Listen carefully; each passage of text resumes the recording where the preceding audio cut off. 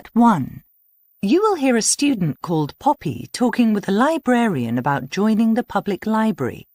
First, you have some time to look at questions 1 to 6.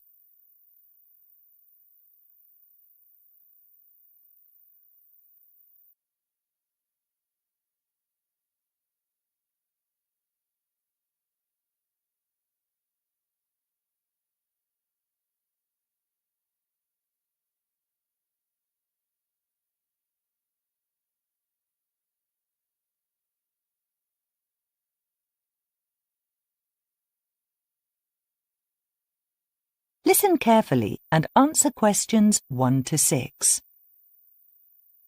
Good morning. How can I help you? Hello. I've just moved here and would like to join the local library. Welcome to the town. Where have you come from? I've just moved here from Oxford. It's a beautiful city. I was a student there many years ago.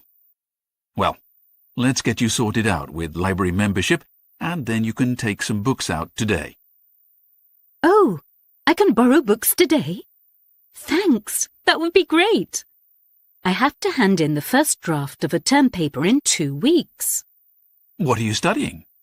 Initially, I chose to study finance because Bright University has one of the best departments. But after I went on a campus tour, I decided to change to politics. Now I'm really happy. Wonderful. It's good to find a subject you really enjoy.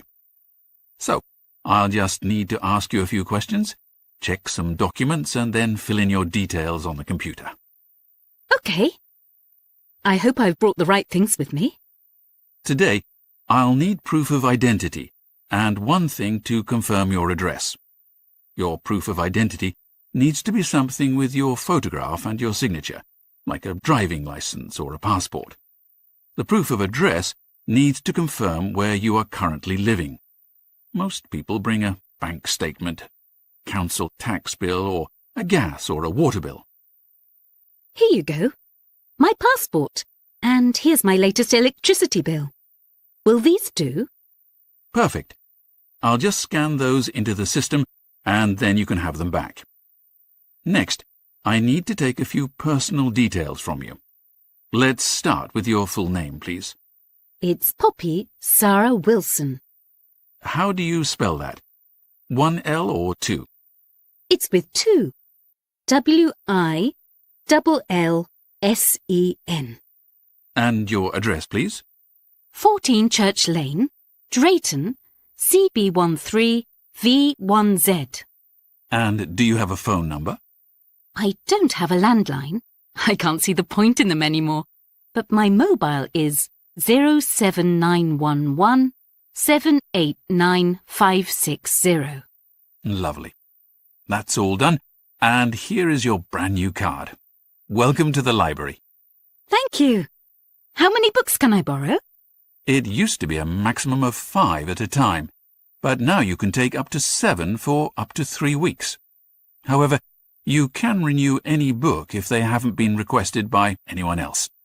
How do I renew my books? You can do that online anytime, or over the phone during library hours. Thank you. You've been really helpful. I'll start looking for my books straight away. Before you hear the rest of the conversation, you have some time to look at questions 7 to 10.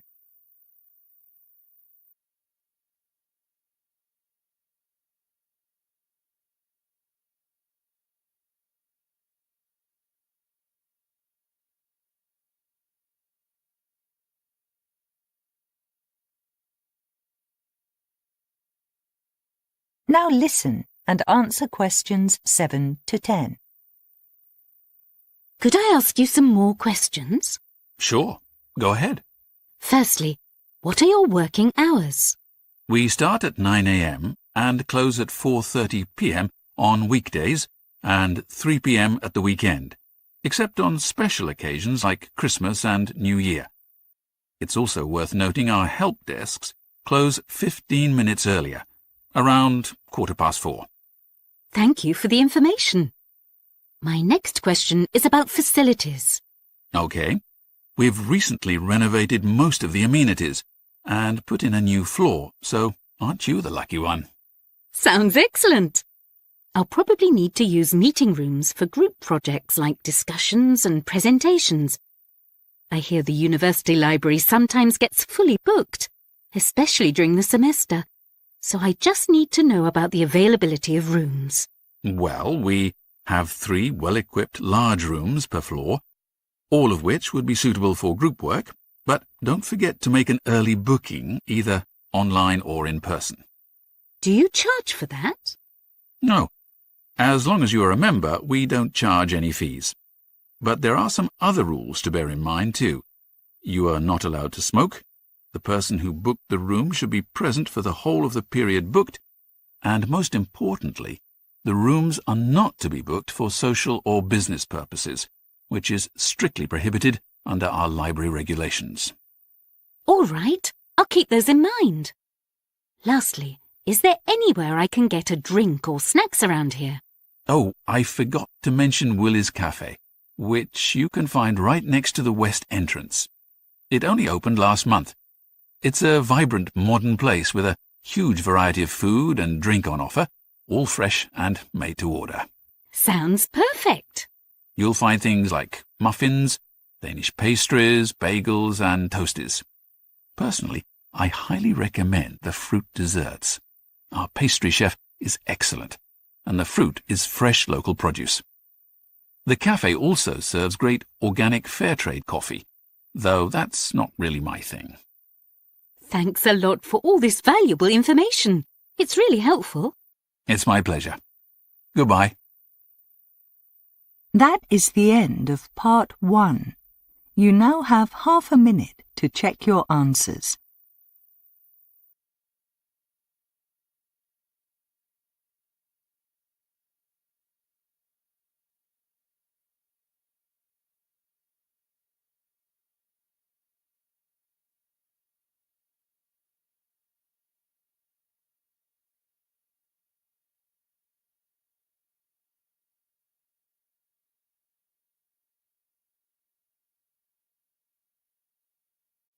Part 2. You will hear a guide talking to a group of visitors about a wetland centre. First, you have some time to look at questions 11 to 15.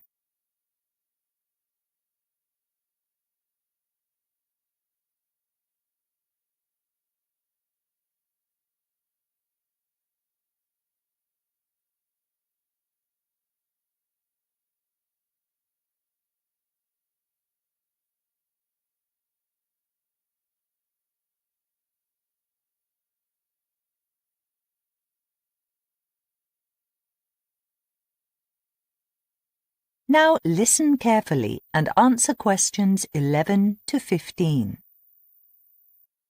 Good morning, everyone. My name is Carlos Pinto, and I'd like to welcome you all to the Bailey Wetland Centre. Before you go off for a walk around the centre, either alone or with one of our guides, I'm going to give you a short talk about the centre's history. I'll also pass on all the information you need to make your day as perfect as it can be. So let's start with a short history of the Wetland Centre. The BWC, the Bailey Wetland Centre, is a reserve jointly managed by the Alcester Trust and the UK Birdwatch charity. The construction of the centre began in 2002. It was then officially opened in 2005, and in 2009, the whole site was designated as a natural heritage site. Therefore, the site will be protected in perpetuity. The centre, which is located near farmland, occupies just over 200 acres of the land that was formerly several small reservoirs. These were created to provide fresh water for the local area. Although they were originally planned to be turned into residential areas, the proposal was revised, and then the reservoirs were converted, over a 7-year period, into a wide range of wetland features and habitats. We are very proud to say that, at the time of opening, it was the only urban wetland centre in the country. Since then, 3 more urban wetland centres have opened in the UK, but we are still the biggest, and in my opinion, the best. Many species of birds have now made their home in the centre, and some of these cannot be found anywhere else in this part of the country. The type of birds that we regularly observe are bitterns, lapwings, parakeets, and grebes. In recent months, there have been initial sightings of hawks and hen harriers. The centre, which is partially funded by the government, has several state-of-the-art buildings. They serve not only for recreation, but also for wildlife education. We regularly host lectures and events that are concerned with the preservation of wetland birds and the conservation of the other animals that live on the water's edge. The centre has also often been used for TV nature programs such as Wonderful Birds and Saving Nature in the City, and hosts the long-running radio show Listening to Nature. Before you hear the rest of the talk, you have some time to look at questions 16 to 20.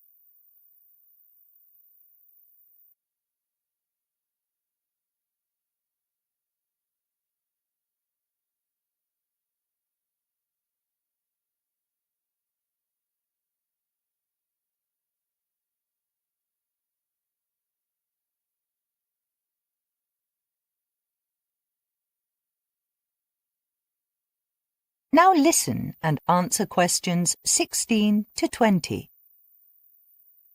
If you look at the map that you were given earlier, you can see that we are here at the main entrance. You can see the newly constructed gravel paths that go around the wetland centre. The lake is directly in front of you, and the pond and marsh area are in the northeast of the site. By the way, if you do not own binoculars, you can hire them from the information desk inside the visitors center. The center is the second building on the left as you follow the path, clockwise, and opposite it is the Bluebird Cafe, which is open from 10 a.m. to 3 p.m. You will see on the map that we have built hides by the lake and the pond, and these give you the best vantage point for viewing today's animal visitors. The most popular hide is the green hide, behind the Bluebird Cafe, overlooking the lake. If you want a more secluded hide, I suggest that you follow the path over Morton River, past the schoolroom located on the lakeside, and then the toilet on your left, and then take the small pathway nearer the pond. At the end of the pathway, you will find the sky hide. You may also be pleased to hear that all hides on the site have comfortable chairs and benches, and have a freshwater tap. For those of you who are not afraid of heights, we have the brand new viewing tower. To take advantage of this, follow the path anti-clockwise from the main entrance, and it's just after the toilet, across from the tea house. So are there any questions? That is the end of part 2. You now have half a minute to check your answers.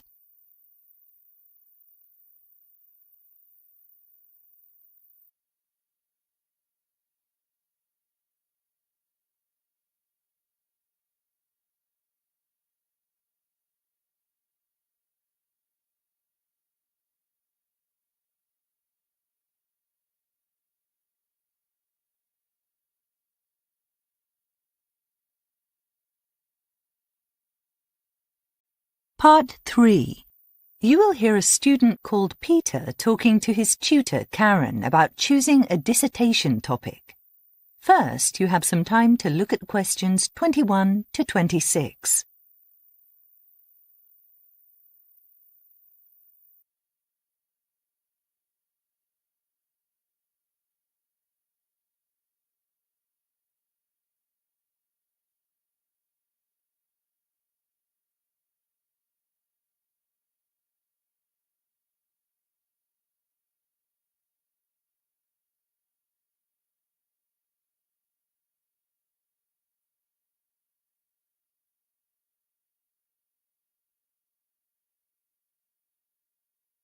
Now listen carefully and answer questions 21 to 26. Hello, Peter. Come in and take a seat by the heater. You look frozen. Thanks, Karen. Yes, it's really cold today, and I really should have worn a thicker coat. How are things going with your studies? Really well, thank you. I've just handed in my final essay on the history of viral marketing, which was much more challenging than I had thought. And then next week my final exams are to begin. which I must not fail. I can't believe that my course is nearly over. Yes, a 3-year degree soon comes to an end, and then it's out into the big wide world. Have you thought about what you are going to do next? Yes, but I haven't come to a final decision. I've thought about continuing to a master's degree, looking for a job, and then I'd love to do some voluntary work, although, as I need to earn some money, I've shelved that plan for now. Money is always important when making plans for the future. I might even take a gap year and travel and work abroad, as I didn't do one before my degree, like most of my friends did. I really fancy seeing something of the world before I settle into a career. For now, though, I really need to focus on my dissertation. Yes, it's a good idea to get that underway as soon as possible. Too many students put it off until the last moment and then rush to complete on time. I really don't want that to be the case with me. So, let's look at the schedule. Do you have a copy? Yes, it's here on my tablet. I never go anywhere without it. You need to have chosen your title by the end of May, submitted your plan to me in writing, in person or emailed by the end of June, and the final submission date is the 30th of September. I thought the submission date was the 31st of October. Well, I'm really glad you put me right about that. Yes, remember that the university accepts late submissions only once in a blue moon. Thanks for reminding me. I'll keep that in mind. Before you hear the rest of the discussion, you have some time to look at questions 27 to 30.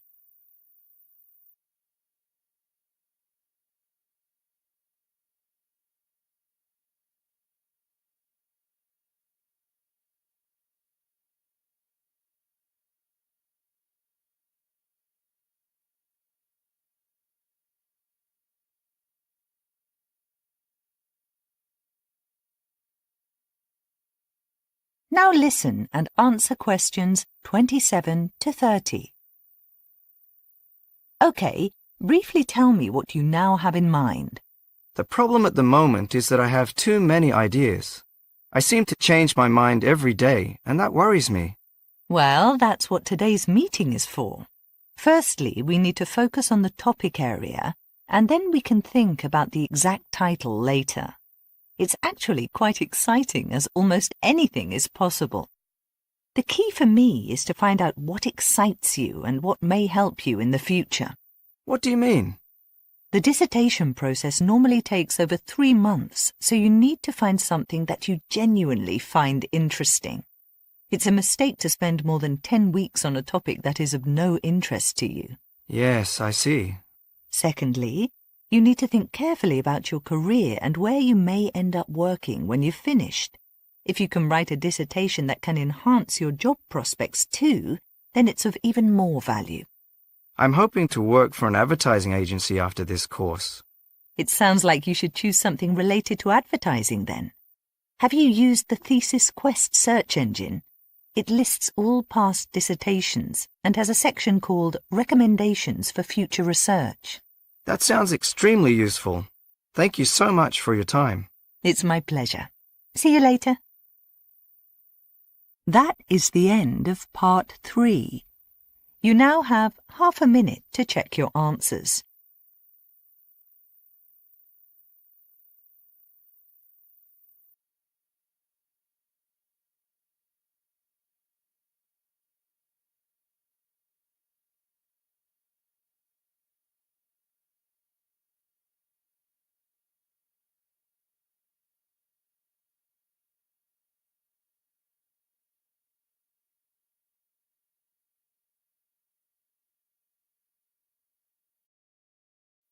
Part 4.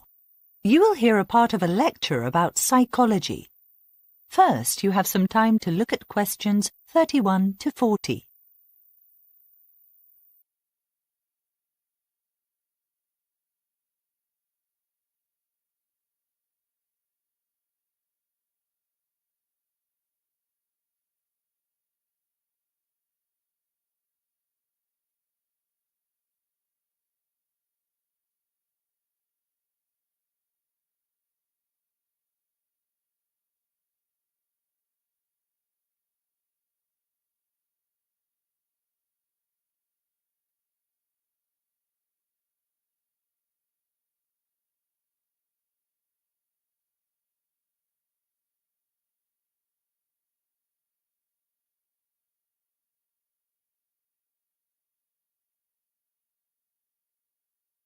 Now listen carefully and answer questions 31 to 40.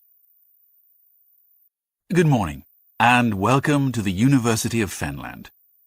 My name is Richard Benton, and I'm a visiting professor at the Department of Psychological Studies. Today, I'm going to give you a brief history of CBT as an introduction to this part of your first-year course. Over the coming weeks, we will revisit the ideas I'm going to talk about today and cover them in more detail. As you came into the lecture theatre, you hopefully picked up my presentation handout. If not, you can use the electronic version that was emailed to you yesterday morning. What is cognitive behavioral therapy, or CBT, as I will be referring to it throughout this lecture? CBT is a talking therapy designed to help people who are experiencing a broad range of mental health issues. CBT is the most evidence-based psychological therapy. It works on the assumption that the thoughts people have affect the way we feel and behave. This can lead to a vicious cycle in which thoughts, feelings, and behaviors have a negative impact on our ability to function.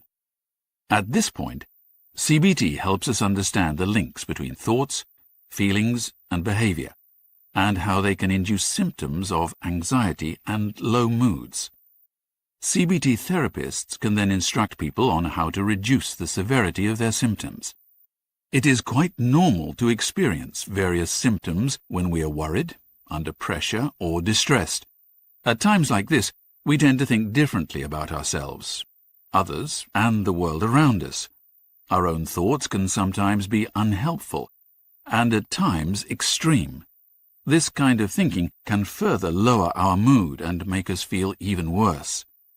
Our reaction to such feelings may simply cause us to behave in ways that prolong our distress.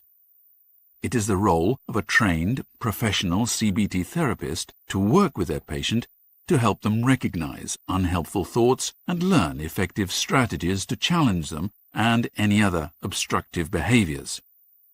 In doing this, both the therapist and the patient very often see major improvements in how he or she thinks and feels, both about themselves and the world around them. CBT always starts with assessment, which includes identifying critical behaviors, thoughts, feelings, and sensations. These are then used to develop a working formula that informs the subsequent treatment plan. You can see an example of a CBT formula in this slide. And now I'd like you to discuss this with a student sitting next to you. So, let's continue. The origins of CBT can be traced back to the beginning of the 20th century with early behaviorists like Pavlov. In the 1960s, Dr. Aaron T. Beck, a psychiatrist at the University of Hepton, began to challenge behaviorism. He argued that thoughts always preceded behavior, and therefore it was essential to elicit thoughts in the therapeutic process. Beck originally practiced psychoanalysis, carrying out therapy experiments with patients suffering depression. It was from these experiments that he recognized that negative thoughts could arise spontaneously without the patient's control. He defined these as automatic negative thoughts, or ANTs. This concept became a new approach and was used to help patients evaluate and adjust both their thoughts and behavior. This new approach was initially labeled cognitive therapy, and later became known as Beckian cognitive behavioral therapy, or second-wave CBT. In the 1980s, CBT began to challenge Beck's theory, and a new third-wave branch of CBT was developed.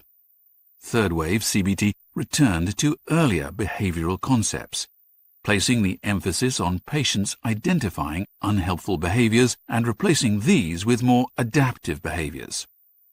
An example of third-wave CBT is acceptance and commitment therapy, or ACT. That is the end of part 4. You now have half a minute to check your answers.